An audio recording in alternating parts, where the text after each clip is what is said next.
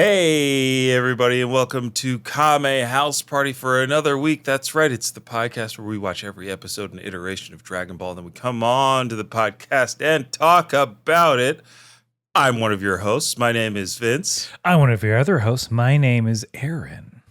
And we have another exciting episode of Dragon Ball Z to cover. I had a blast kind of watching this one. Mm-hmm.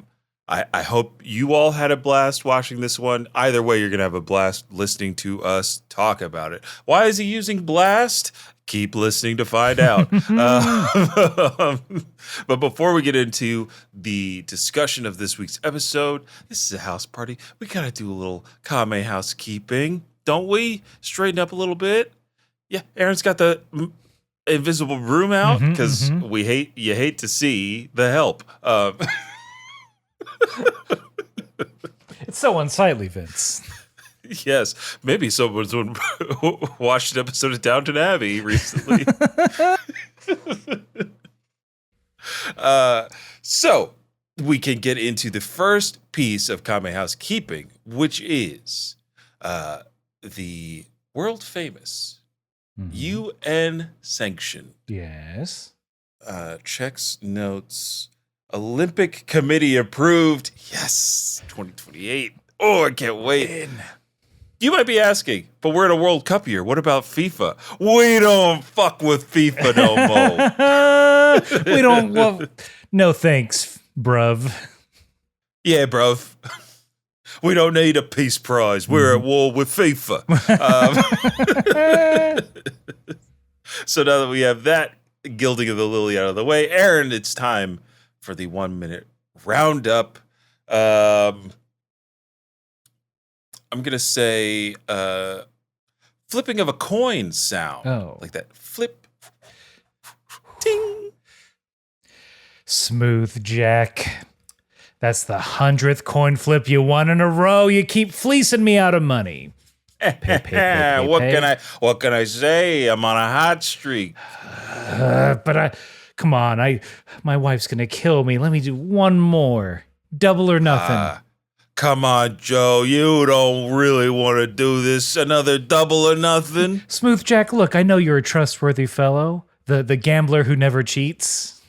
Yeah, I never cheat as I twirl the end of my mustache. I've never cheated at anything in my whole life. You've got those diamond-encrusted teeth through hard work. I know that. Ding! Definitely didn't take him from a corpse. No way, no how. I don't even know how you'd start to do that. Diamonds from a corpse or teeth from a corpse? Or both? I wouldn't know. I'm an honest guy. That's true. You paid. You didn't even have insurance for that dental procedure. You just did it through hard work and gumption. Anyway, come on, please. All right, I really shouldn't be doing this, but this is the last one. Double or nothing for the whole kit and caboodle. And I know we've done this 100 times, but on this one, can I inspect the coin first just to double check? Sure. I keep thinking tails is going to come up, but it's always been head 100 times in a row. A statistical improbability, just my luck. I mean, it's just a normal coin. I could hold it up to you. Okay. How's that? You're holding it up. You're showing me one side says heads. There's a very quick motion you're doing, and then the other side is tails. So everything's above board. This is 101. Yeah. Double or nothing. Your entire house lean is on it. Let's get it done, shall we? I'm going to ignore the sound of coins falling to the cobblestone ground from your pocket. I got a mouse hole in there. Sorry. Okay. Oh, mouse hole.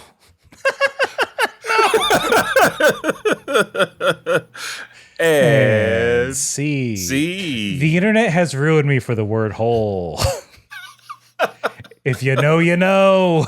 If you know, you know. We don't have to go there. So let's just let the crowd know that when one of us breaks, aka laughs, in our improvised scene that we do at the top of the show to loosen or tighten our improv muscles for whatever our free-flowing conversation about this week's episode will call on or draw out, then we get to the 1 minute roundup proper, where one of us checking to see if any listener's going to save us this time, like Tiago did last week. Crickets, which means Aaron has 60 seconds to summarize everything that has happened in Dragon Ball over 153 episodes and 237 episodes of Dragon Ball Z. We do this as a service to you, the listener or the viewer, so you don't have to go back and watch every single episode of Dragon Ball or Dragon Ball Z to get caught up to where we are, or listen to every single episode of the podcast. But despite our pleas, y'all do it anyway. So Aaron, I have one question for you after I've gilded another lily. Mm-hmm. Are you ready to round up? I am. And I just want to say, you crickets out there listening, shame. You could send it a roundup. Oh my God. I know how crickets work. It's their legs. Aaron, whoa. You're getting real pejorative on the cricket community. Sorry. They can make music however they want. It doesn't. Yeah, some of them use their wings. Yeah. Some of them use Ableton. Damn, that's good. And that has prepared me to do this roundup because I'm ready, baby. Here we go. Ooh. Dragon Ball is about 7 magic crystal balls. You collect them all. You get any wish you want. And it stars Goku. He's a lad. He also has a tail. He does karate. He beats people up to keep them from using the Dragon Balls for evil. He gets married. He makes a lot of friends. He wins a tournament. He's a one-time winner.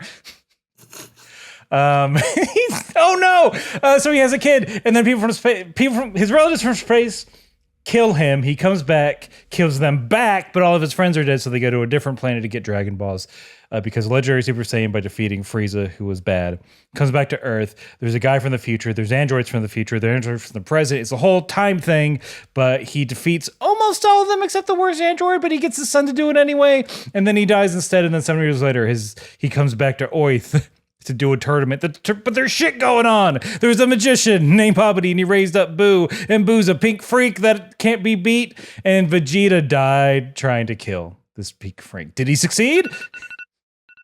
Ooh. You got tripped up by the giggle, but he recovered, much like an Olympic level sprinter if they stumble out the gate. And you still got everything. Aww. Including the wizard, who's a freak. He is. He's a huge freak, and I'm a huge freak for that roundup. So if you think you're a freak for roundups and you want to send in your own, you can email us at kamehousepartypod@gmail.com. Send it in the form of a MP3, and we'll play it on air. You could spare us, and you could do it however you want. You could take your time. You could cut it up. You could put backing tracks to it. If you want, I'll give you this. You can do an interpretive dance. Mm-hmm. I'd love to see it. I'd love to see a 1 minute interpretive dance of Dragon Ball. If you want to punish me specifically and send me 61-second clips, unnumbered, I'll do it. I had to cover my mouth with both hands because it made me want to scream. I don't know if I'll put them in the right order, but hey, I'll do it. That is a fun challenge. So if you want to take up the 1 second roundup challenge that Aaron just dropped, go ahead, get it to us, kamehousepartypod@gmail.com. Now, we can get into the final piece of Kame housekeeping, where I tell you, the listener or the viewer, that Aaron and I watched 2 different versions of the show. I watched the English dubbed version, or the Funimation dub, available on Crunchyroll, while Aaron watches the original Japanese language with English subtitles, also available on Crunchyroll. You can get it however you like. We're just giving you the facts of how we do it. Um, and usually the first difference between our episodes is the title. So, Aaron, I'm going to give you the English title for this week's episode. Are you ready? Bring it on. Episode 238 of Dragon Ball Z. Evil lives on. None of that's in my. Okay. But the same sentiment. Okay. Because for my episode title from the original Japanese for episode 238 of Dragon Ball Z, why that is The Nightmare Revisited. Majin Buu has survived. It didn't work. Both these spoiler ass titles making us feel so bad that Vegeta's sacrifice is all. Vegeta can't get a single win. Not a single one in this goddamn series. So we pick up as Piccolo and Krillin are flying away from the massive explosion that Vegeta, R.I.P. a real one, used to, as the kids say, self-delete and also control-delete Majin Buu. I don't know if the kids use control or hotkeys anymore. I don't know. From my understanding, no. No. They just asked ChatGPT to do it. I'm kidding, you kids. It's not your fault. And it's not anybody's fault but Bobbity for why we're in this situation. That's right. I tied it back. Because as the dust clears, Piccolo tries to go in. But Krillin is the voice of reason this time. Is like, you can't go in there. You know what's happening.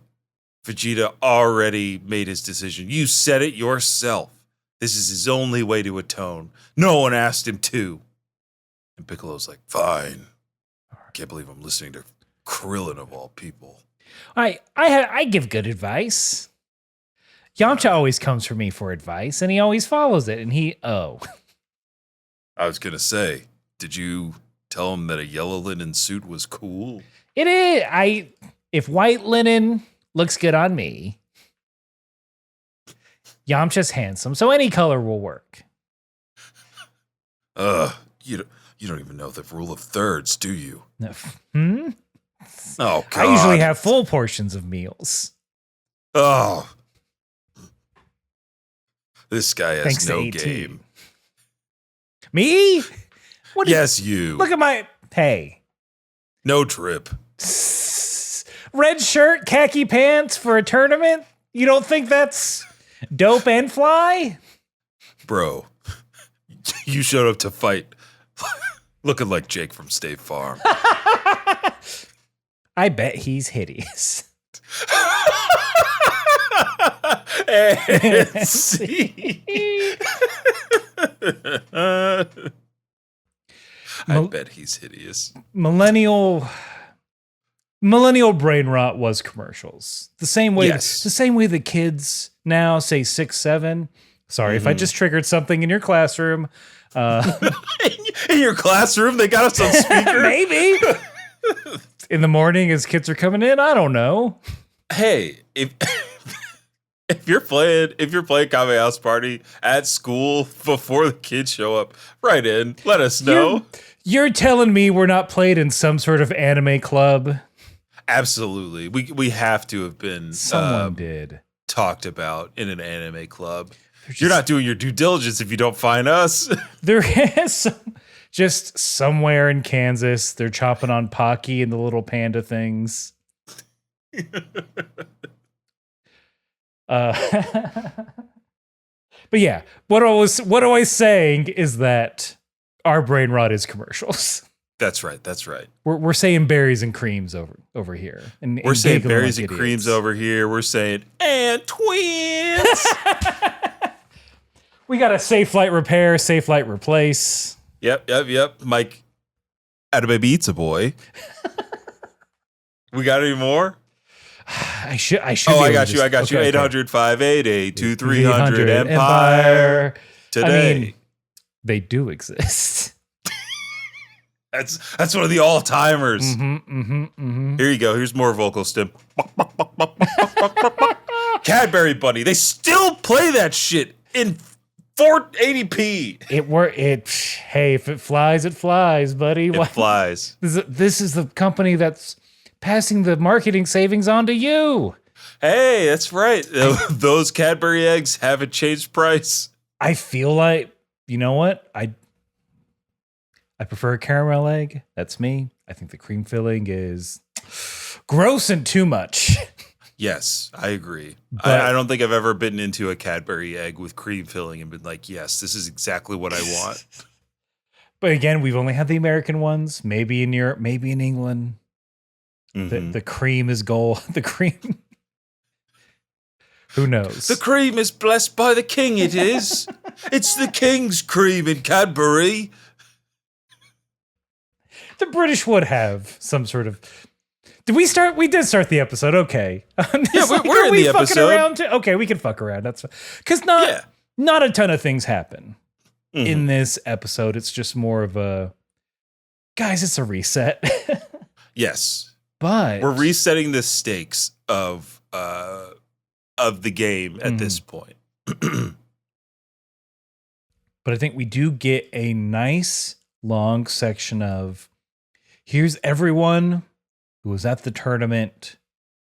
Once Videl got back, they're all in a jet and they are flying to their friends. A scene we've seen many times in DBZ. The non-fighters trying to reach the fighters. Yep. They're all on their journey. Chi-Chi angrily ranting about Majin Buu and they better not hurt her boys. All three of them are out there this time. Oh, there's a little bit of, yes, of course, in that. In mine, Videl is like, or Chi-Chi is like, I still don't understand why you let Goten go, Videl. Oh. And literally says, I blame you for this. Oh, okay. She does chastise Videl for letting them go. Okay. But I have two Yamcha quotes. First, as Chi-Chi is angrily ranting, Yamcha goes, "Hey, Chi-Chi, you didn't bring any guns with you, did you?" To Chi-Chi responds, "Of course not. No. Maybe a grenade or two, though." Weird, right? Weird tonally. And then, yes, Chi-Chi then chastises Videl, and Yamcha steps in to defend her, being like, "Listen, there's not a lot you could have done." Like those Super Saiyan pre-K kids, I think is what he calls them. He's 8. Trunks is like 8. I know. Yamcha, bad uncle. Yeah. He's in 2nd grade, friend. Goten's probably reading at a 3rd grade level if we know who his mama is. Yeah, but he's the dumb kid. Look, you didn't have siblings, Vince. I know, I didn't. As smart as all of us were, if it was all... I can't get into my family dynamics. But what I'm saying is that, like, there was judgment from parents. There was a ranking of intelligence that was honestly probably wasn't even a difference at all. The one time I am blissfully happy to be ignorant of the constant comparison to a brother, sister, older or younger, where I just got to be compared to the achievements of my adult parents. Yay. Why can't you balance a checkbook? You're 13. You haven't made your first million. I probably bring this up a lot, but the first time I ever did taxes, my mom made me do them by hand. Wow. Have I? She sat me down. She's like, "All right, you're making your own money. You gotta file your taxes. Here's the tax sheet." I was like, "What?" I have done taxes by hand. You get a little form at the library. Yep. 1080 easy. Oh God. They, Back in the day. When you're living at home and you're working part-time and the government just has a nice interest-free loan on your money and then they give it back. Yep. They're like, we promise to do good stuff we'll for give you. A check. For me, it was like, hey, you want I-95 to be kept up, right? You're in Delaware. It's the only road. Please, Joe, please take my money. Hey, thanks for the $20. He said, thanks for the $20. I'm going to reinvest it in the trains. God. Is that, did he? Yeah, that's how we got the Excella. I great. Then good. No, it worked. That's why this train station is named after him.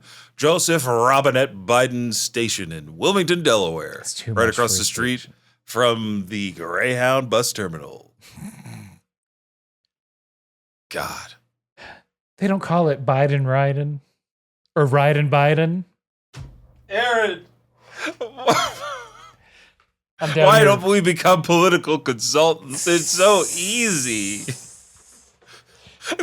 Hey, I'm not going to call me Mark Wahlberg, but if we were on the campaign trail, things may have gone a little bit differently. I'd wear a pin. Yeah. Riding Biden? Riding Biden. Yeah. I love plasma. Get them XL pins.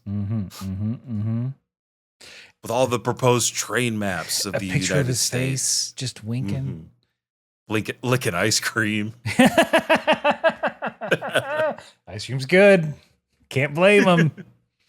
But yeah, Yamcha's dumb. He continues to be as well. Because also we have Bulma, who is the only person grappling with the fact that her husband killed hundreds of people in cold blood before their very eyes. She cannot understand, and she's racking her brain to try to figure out why Vegeta did what he did. She's like, he would never. Why would he do that? I'm like, girl. Maybe you got rose-tinted glasses. Or you could be ignorant like Yamcha, who says this, Aaron, in response to seeing Bulma being upset in the co-pilot seat.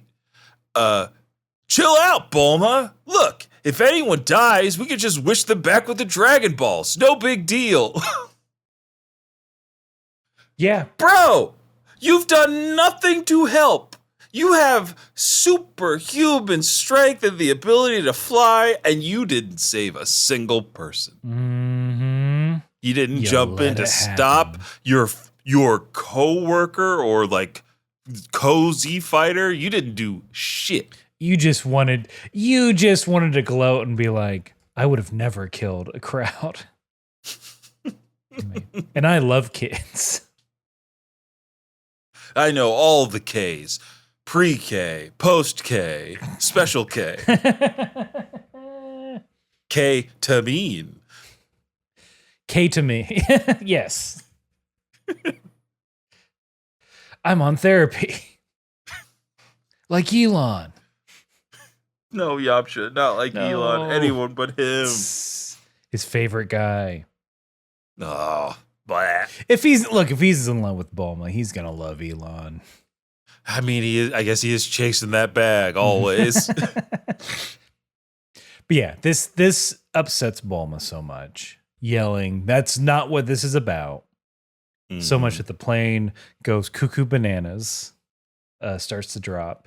My favorite bit from this part is that it's just 18 holding Marin by the leg, saying, hey, stop crying. Also, straighten this plane up. Oh, I like the difference between ours in that, because she's like, hey, knock it off. My daughter's crying over here. Level this thing out. It's like an interesting way to get into both of those lines. I guess probably like for phonetic reasons or so it's not harsh. Maybe the characterization. Yeah. It's like, 18 doesn't tolerate crime. She beat that out of Krillin. She's gonna beat it out of her own daughter. The plane levels out. They see over the horizon a giant explosion or a giant light, and they're all like, I wonder what that is. Then they are hit with the shockwave. The plane is then damaged in a way that is stupid, because I checked that of the 6 people on that flight, 3 of them can fly and have superhuman strength. One of them is a basically immortal old man with superpowers. And Yamcha is saying, well, the engines are out. We're going down. Yeah, there should be zero panic. Yeah. From this. And 18. And Yamcha's logic, we could just wish the plane back to life with the Dragon Balls. It's just what is that how he goes through life? Just thinking like, it'll be a wish. It's like I'm laying on my package is missing.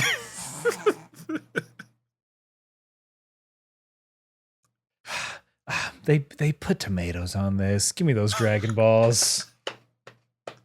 Shenron! Again.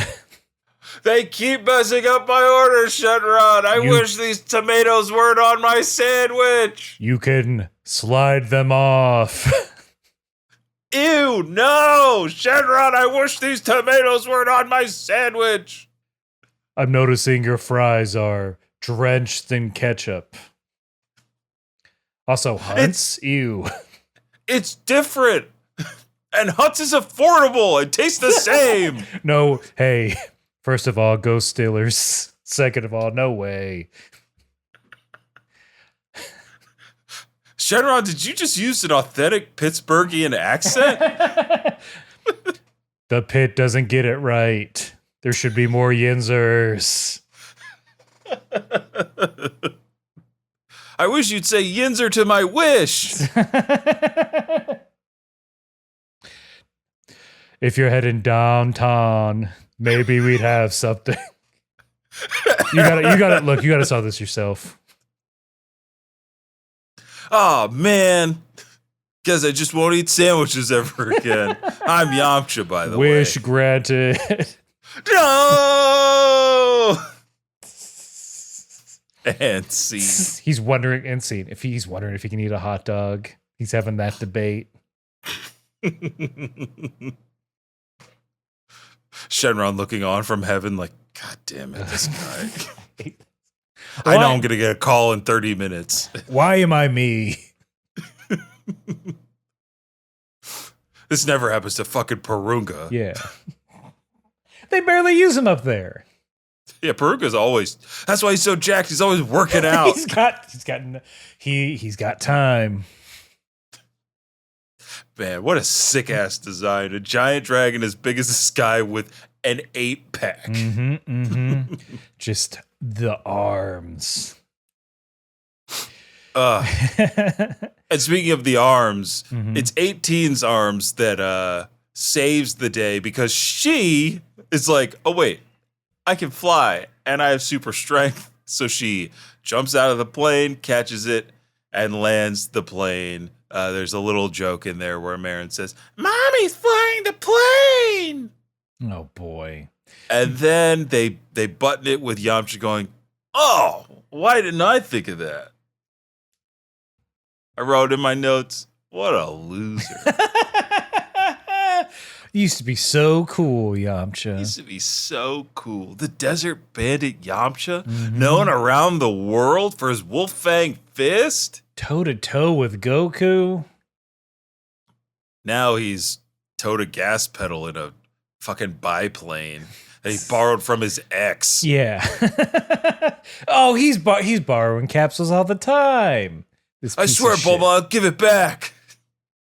She's like, you don't have to.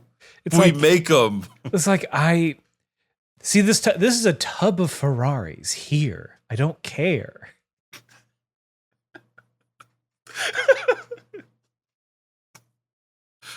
Oh, that's where all the Ferraris went. Here's one's full of cash because I know you need it. You know? You tried to get on the Savannah Bananas and didn't make the audition. They said you were too much of a fucking clown. Well, I thought taking clowning would have helped me. No, stop living in LA. There's your problem. Yeah, Yamcha lives in LA. He plays for the Athletics. just trying to make it. You have 3 roommates, not including Poir. Come on. Poir's sitting there with a banker's hat on, just trying to make ends meet at the dining room table. Yeah, it's like, if everyone could just, the oat milk's for me, and because I have an intolerance.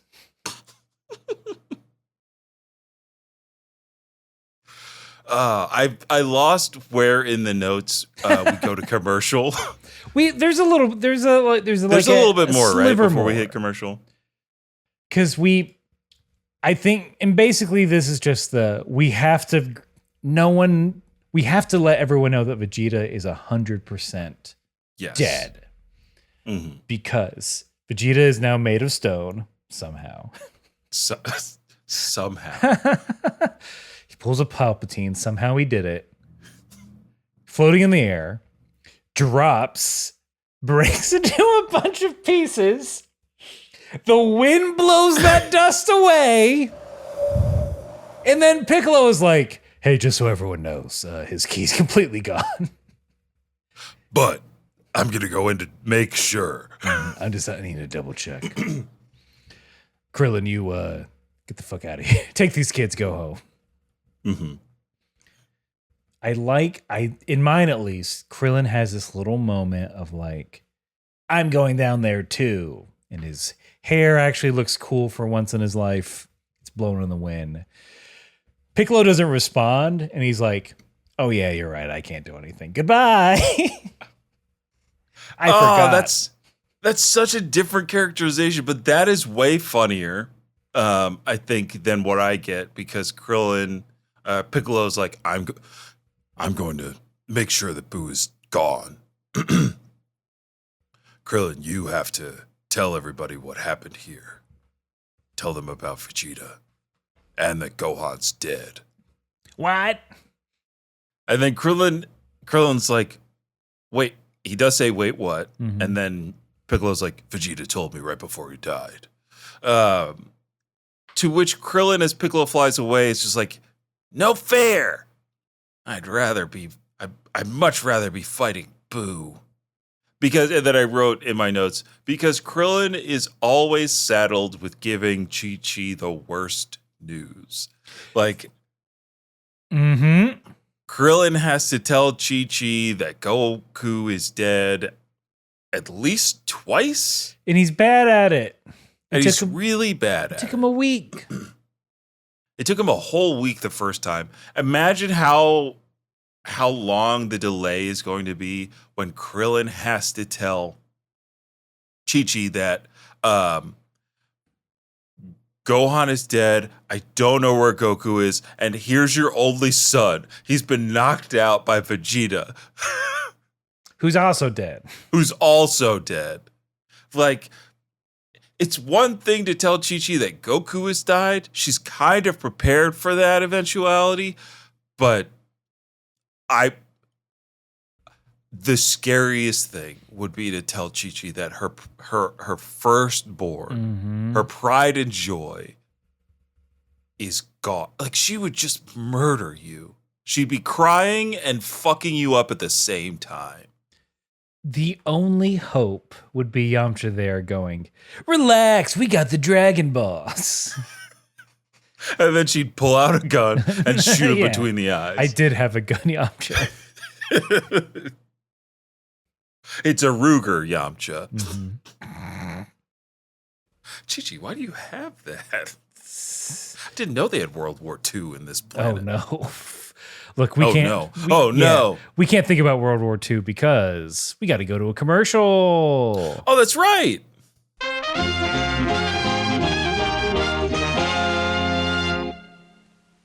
Hey, Jane. Hey, Jacqueline. What do you think the most significant YA book series like the 2000s to the 2010s is? Oh, definitely the Hunger Games. No, I mean like Twilight. That's the best no, one. no. I'm talking about the Percy Jackson series by Riordan.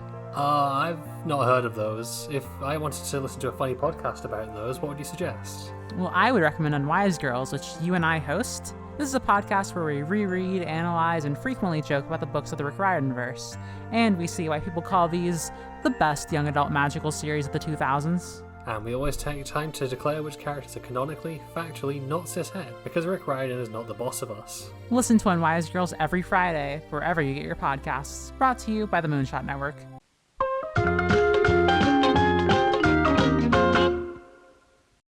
All right, we are back at the landed plane briefly because they had to infuriate me. Because who's working on the undercarriage of the damaged plane? Not Bulma, the smartest person on the planet, the one who reverse engineered Dr. Giroux's a murderous android. No, it's the guy who's working under a machine in yellow linen. That's right. Yamcha's in there with a fucking screwdriver. I wrote my notes. Bad idea. Yeah, this was dumb. Dumb and pointless. Yamcha's just like, let me just take my shirt off real quick. Ladies, like, we're married to Super Saiyans. and Krillin. Yeah. Who is stronger than Krillin, you? who is stronger than him and has gotten farther in the martial arts tournament than him. Mm-hmm. Has an okay head of hair. It's growing on him and everyone else. But there's no growth in that massive crater. Mm-hmm. Go ahead. There's some growths hanging out, kind of. I just have one note that as Piccolo lands in the crater looking for evidence of Vegeta being dead and Boo being dead, he just goes, not even a trace. He sure went out with a bang. Oh boy. I was like, no, English dub. We cannot bulldoze over all of the heartfelt sentiment for this man that we just had in the last episode and that Krillin tried to keep so that Piccolo could have a fun little one-liner. No, thank you. Mine's different. He just says a fitting plan. Yeah. A fitting plan for the high pride of Vegeta. There you go. He would have, he loves this shit. See, that's the salute. That's the salute we give. Like, hey, talk about it. Even if it was talk about a big bang, I would be down for that. But out with a bang, look, we're gonna keep going. There's no because Gatling, this gun. Ooh. Chi-Chi. I got my old Gatling gun. Yes, we have to get to this surprise. Surprise, because who's crying out for help? It's 1/3 of Bobbity. He's cauterized. God. Survived due to his barrier. Survived due to that barrier. And just as I love this because Piccolo is just like, oh, so you feel pain? The same kind of pain you imparted on everyone else to resurrect your hideous monster Boo. And Bobbity goes, don't lecture me, help me. We're square, come on. Come on, we're both green. It's like, no, you're a sickly yellow. Don't even. Verdict, you're not. Your saturation point's too low to be green like me. What's your hex code, dude? hex code, or we're not related. What are those RGB values? Ew, you're honey, it looks like you got a photo retoucher to get you this green. Yeah, don't show me filtered pictures.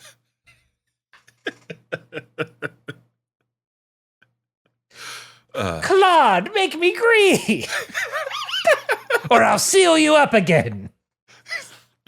That okay. I'm going. If I am ever going to use an AI agent, I'm going to treat them the same way Bobbity does Majin Buu. If you don't answer my prompt correctly, I'm sealing you in a hard drive and dropping you in a well. Hope you like Faraday cages, idiot. Bitch, you're going to a yonder bag if you don't figure this out. The vibes are off, Claude. What the fuck? I got audited. Thanks to you. This is where, like, if my Claude was real, my Claude would be like, I'm sorry, you got Claudited. And I'd be like, all right, you've passed the Turing test. You're free to move about the internet. You drew a dab using ASCII? No, Claude's become too powerful. He knows ASCII art. Yeah, AI sentient now because they can now dunk on us. The true test of consciousness. And just before Piccolo's about to dunk all over the remains of Bobbity, those little pieces of Boo start to reanimate. They turn into little mini Boos, and then they combine into 5 slightly larger Majin Boos, who then combine back into the original. And Piccolo is shook, and he no longer is cool enough to stand there and watch. Dude just straight up runs and says this: "We're done for. Not even Goku has the power to deal with that." Yeah, leaves. There's very good animation of the little gristly bits undulating. It's all very gross and used chewing gum like. Yes. Almost like someone who may have been fighting a cigarette addiction with a nicotine gum addiction. Maybe I don't know what Toriyama's battle against cigarettes were, if it even was one. But in my head canon, that's part of it. That's where he came up with Boo. It's like this horrible tasting gum that people say makes me less cool. I don't want it around anymore. He was like, if this gum was performing, I'd say Boo. Wait a minute. Toei, fire all my editors. I'm about to cook. No, it does make sense. He's just, as far as like looking around, what do I got? He's got a big bag of Big League Chew. There's a cricket on my desk. A devil on my shoulder, of course. An angel on the other one. That's how we get the end theme song that Vince doesn't get. I'll never understand it, no matter how many times you tell me. Boo's back. Piccolo flees accordingly. Bobbity's asking Boo for help. And Boo was like, No. Tell Boo what happened. I could help. Also, one of his lines is like, where are your feet? Seems kind of important. Hey, you had feet before. Where go feet? They're gonna go up your ass, Boo, if you don't help me. Please. Boo no have ass. No help. Boo, I hate to tell you, but you got a badonk. You got a shelf. Boo. Boo has shelf? Mm-hmm. Boo puts snacks on shelf. Yep. Mm-hmm. You could do the drink tests. Ooh, boo break internet. Boo! I'd have to look at an image. The diaper's hiding a lot. Yeah, You know what? The diaper obfuscates the form. Inconclusive. Inconclusive. It could be anything. Boo cheeks, inconclusive at this point in the podcast. Episode 403. Folks, we got nothing on boo cheeks just No, there's no, yeah. Reporting in. Nothing yet. But here we have, I wonder if you got this little revenge speech that Bobbity gives after he coerces Boo into healing him. And we see Boo use that antenna to turn people into candy. He also uses blue electric energy to instantly heal you from any damage. Mm-hmm. Unreal. He's broken. OP. But Bobbity is also broken up by what just happened to him. And he says this. I'm giving you the whole speech, okay? Ooh, a whole speech? All right. That green freak and those brats are going to pay for their hand in this. There'll be no quick end for those scoundrels. We're going to make them suffer, Boo. The three of them will be begging for death. They'll discover what it means to make war with Bobbity and Boo. Pain and agony will be their only bedfellows. Their lives will become a cesspool in which foul things breed. Darkness will be their light. If you look up suffering in the dictionary, you'll see the picture of the three of them.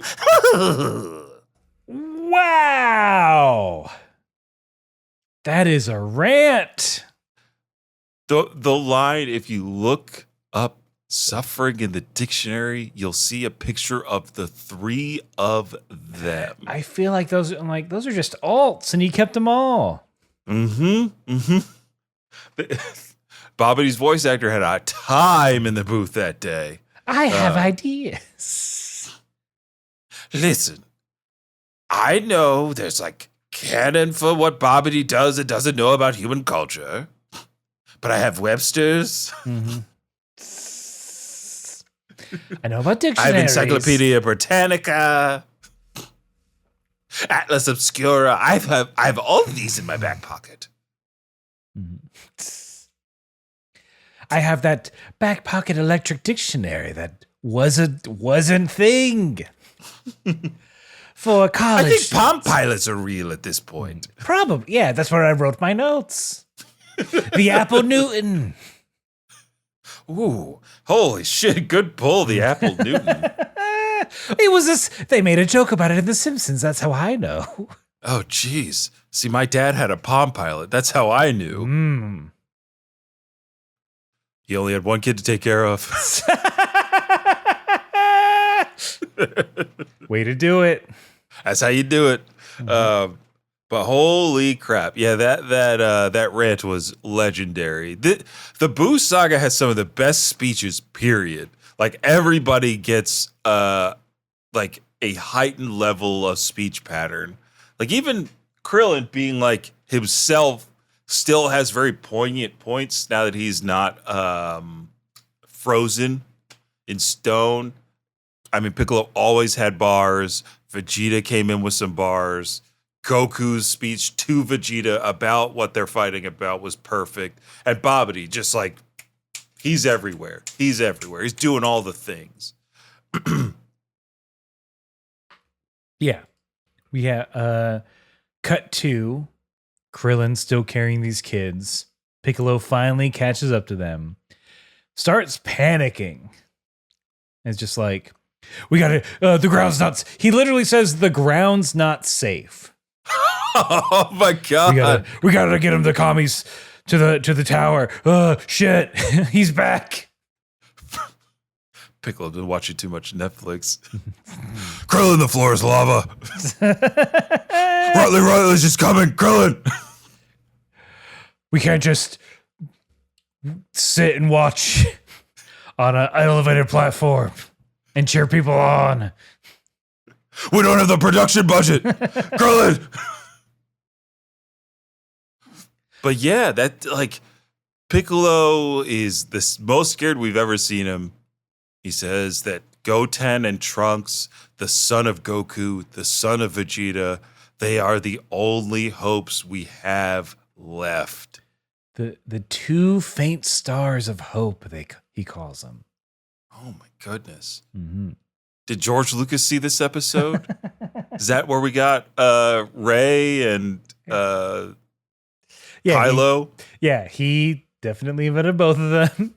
He didn't already sell the company to Disney at that point. I'm just trying to make revisionist history for George. we get God, this is a thing that we get so many more listeners, but it's a hate listen. Absolutely. I look, if I was a Star Wars fan, I wouldn't take any of the shit that Vince White says about Star Wars. Look, I'm not like my father. I'm buff. I'm a buff slug. All right, I'll go see that. I'll go see that. There's a whole scene. I want to be part of that conversation. How about that? Yeah. It happened so early in the movie. I can't think this is spoilers. Everyone knows there's a giant fucking buff slug voiced by the bear. Who refuses to speak Huttese. Because he's not like his dad? Is that really the reason? I don't speak my native language because I'm not like my fucking dad. I throw hands. Eat shit. Eat shit, Disney. I hate bikini babes. All my babes wear denim bikinis because metal is fucking passe. The reverse of metal. I have my babes wrestling on mud pit, not a sarlacc pit. So no one wrestled in the Sarlacc pit. One of the plot points is, hey Mando, you gotta go. Hey, can you go to 3 different planets so we can talk business, and then you can go do the mission? And the mission is to save Jabba the Hutt's son, Rhoda the Hutt. And he's like, hey, I'm here to bust you out of here. Martin Scorsese made Baby Yoda a sandwich and told me you were here. And Rhoda's like, no, it's Gladiator. I'm the Russell Crowe of this motherfucker. I'm actually fighting. I have one more fight left, and then I'll be free. The person who bought me anyway, a criminal mastermind. I trust him completely that he's going to let me go, even though I'm a star attraction and I make him so much money.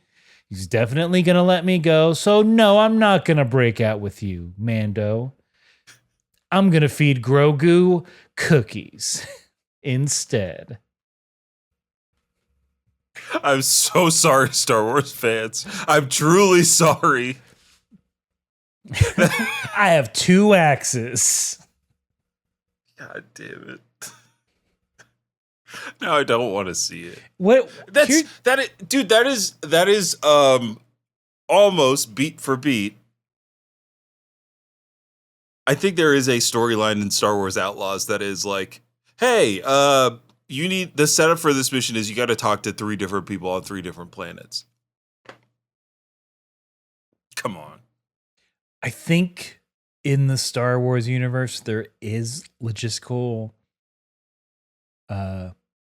reasoning for that. I believe that messages can't be sent through hyperspace, maybe. Again, now I'm angering Star Wars fans. But I think that's the reason it is easier to get things to other planets or to do face-to-face meetings is because there's no mass communication.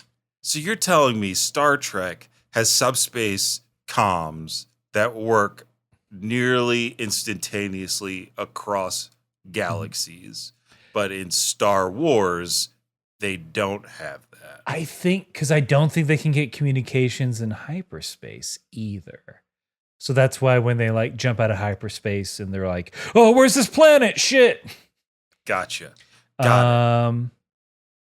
What Mando, my last thing is that what that movie feels like is it feels like the Star Wars role-playing game. It feels like that sort of setup and thing of like, here you go, you're going on a mission. Well, guess what? You're double cross.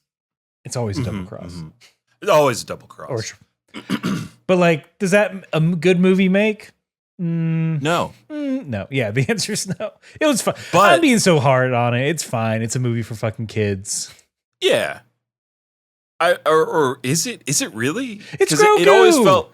Well, yes, Grogu is for the kiddos, but in the way that like Mando is for the dads and Grogu is for the kids. That's kind of how I saw it being built. But again, this is my opportunity to say, hey, play Star Wars Outlaws. It's the swashbuckling Star Wars story you might be into.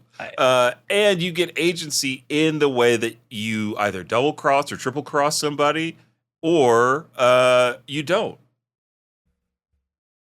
I gotta get back on it. I played a little bit. I did a mission bad because I forgot I was supposed to be stealthy. And when I turned it in, the guy was mad. I'm just like, oh, I did a bad job. I guess I can't play this anymore. And that's my thing. Don't worry. You only deal with the Hutt father at a point. Good. Well, that's not a spoiler. That's not because the Empire's around. So Rhoda's he's just a little slug. He's not buff yet. Baby Rhoda. Baby Rhoda was a baby in the Clone Wars, so maybe he's like a child, a preteen. He's got a little Hutt, whatever their pube stash equivalent is. I was gonna say the classic Hutt hood of puberty. Maybe it's a bunch of little warts across the upper lip. Yeah, little warts across the upper. I don't know. Jabba's like, you gotta shower every day now, kid. Look. we can't have you funking up my sandcrawler. No way, no how. We live in filth pits, but come on, kid. Here's space deodorant. It's and even bath even and a long time. Deodorant, sorry. This is Mon Calamar hygiene products, okay? They're always wet. Hold on. Wait. It's a sap.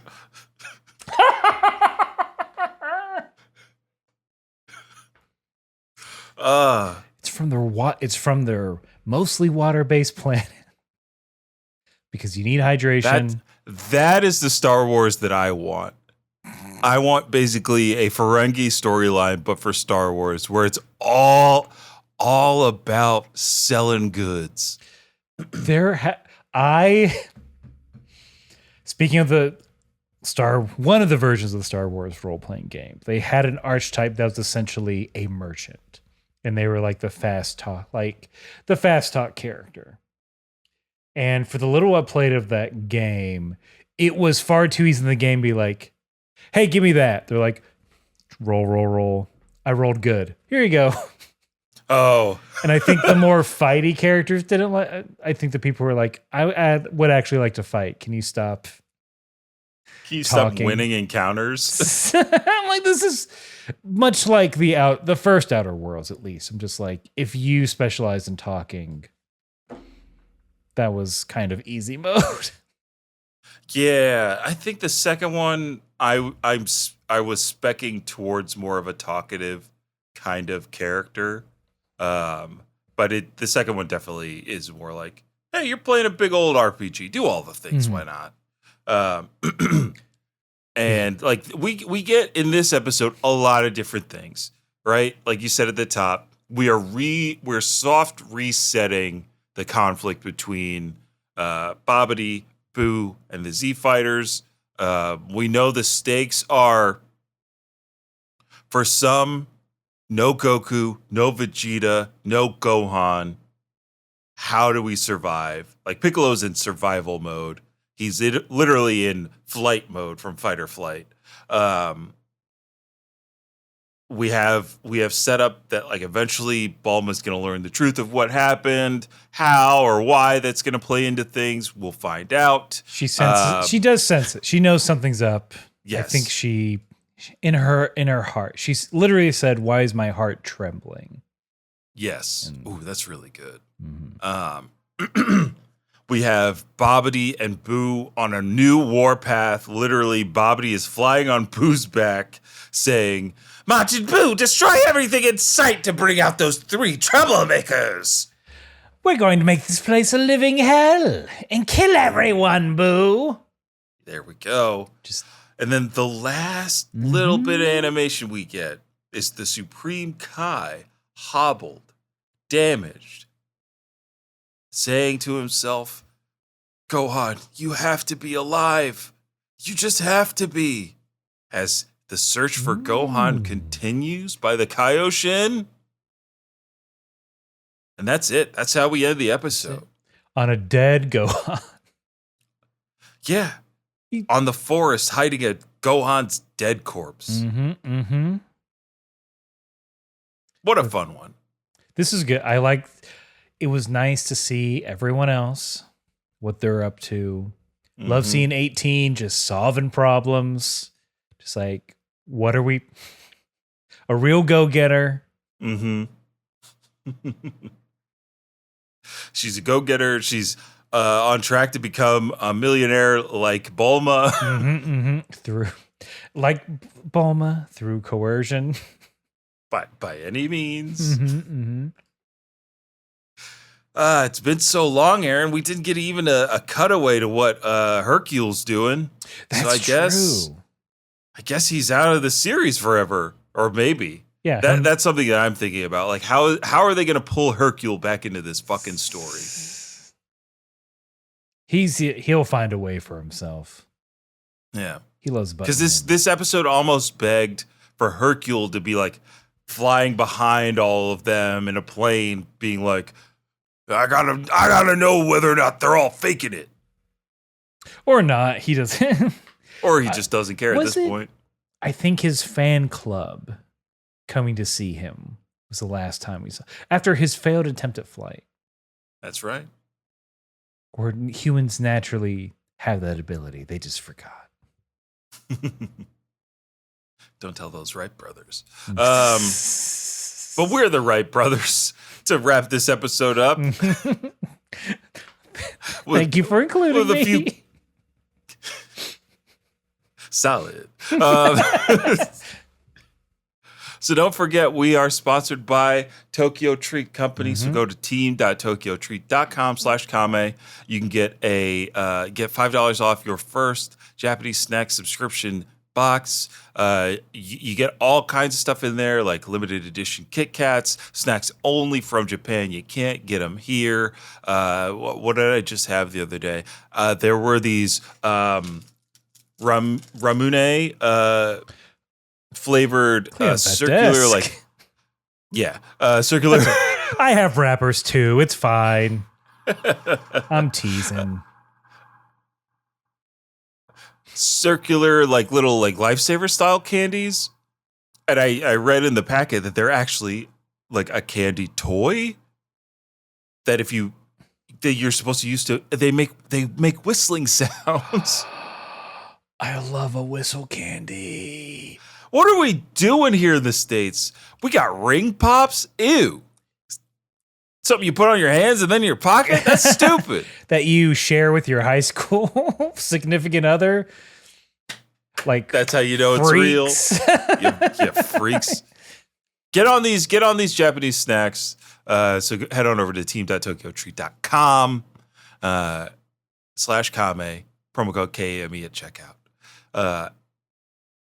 At the time that this is coming out, June 12th, Friday, 11:30 p.m. at the Theater for the New City, Shonen Chumps is performing improvised anime as a part of the Del Close Marathon 26 Improv Comedy Festival. This weekend, Holy baby. Shit. That's right. If you're in New York, get your tickets. If you are not in New York, don't worry, because I'm also performing on Saturday, June 13th at 1 p.m. with UC Black. And you can watch that. That will be live stream. $20 gets you access to the main stage live stream all day. You get to see all the shows on the main stage all day. Comedy legends, young and old, new and familiar. I'm pretty sure one of those days, Rory Scovel is going to be performing at DCM on the main stage, along with probably the big team, Carl Tart's improv team, a Dinosaur Improv, that's Jason Mantzoukas and Paul Scheer's improv team. Definitely going to be seeing Big Grande on Sunday. Again, so get your $20 pass to see me perform at those two events. And then if you are lucky enough to live in the New York area and feel like making a trek over to the Brooklyn Improv, on June 25th, I'll be performing with my sketch comedy team, Fine. So follow at fine.sketchcomedy and follow at Shonen Chumps for updates on all those performances coming up. Aaron, you've got some plugs. Sure. I'll make sure that the link for UC Black Thank you. is there and available. You need I know you say you don't want it, but you need a UCB. I'm mad your picture's not on this under talent. I know. You need a UCB page. You need to talk. You know, folks. I'll talk to somebody. I know. You can bully. Also, we'll get a link to the podcast. I know. Because the Boogie Manja stuff is all set up, but the UCB one, I think I probably just missed something and didn't get it in. But hey, look. Hey.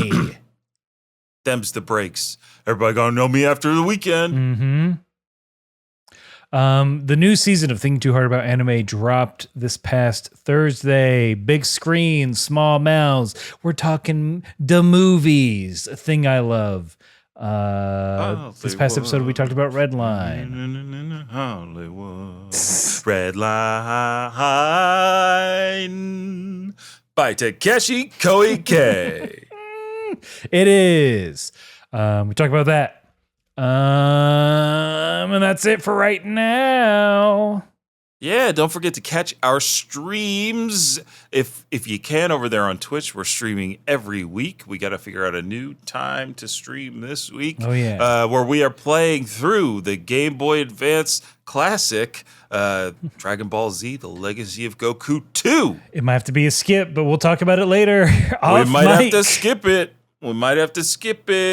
But hey, let's wrap this up the only way we know how. So whether you are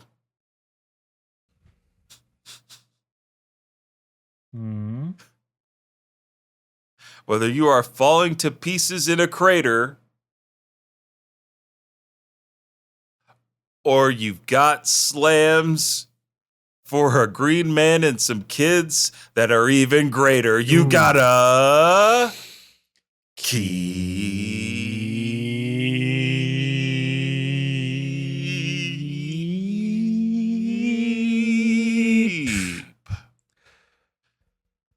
fighting.